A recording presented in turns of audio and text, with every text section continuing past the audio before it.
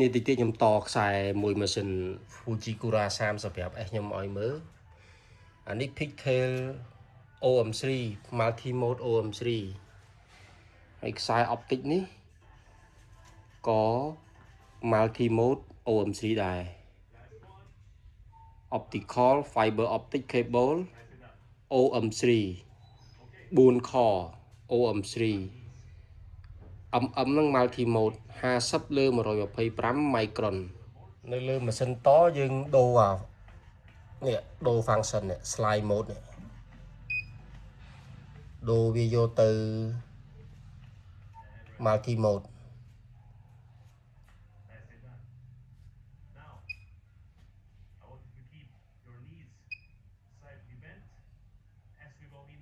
នេះ multi mode auto ចឹងវាមក multi mode auto ហើយ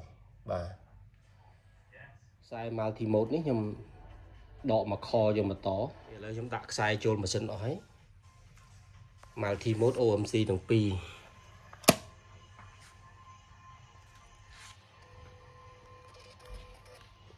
បាទនេះ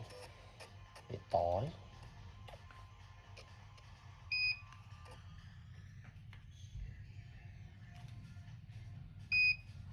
លោះ 0.00 យើងអាចលើកខ្សែចេញបានហើយបាទអត់មានស្នាមអត់មានអីទេបាទ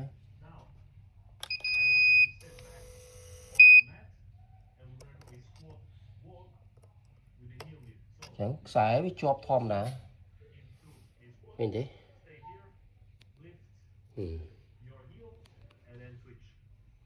ចឹងតើយើងឆែកមើលម៉ាស៊ីនតរបស់យើងវាpower នៅវាខ្សោយ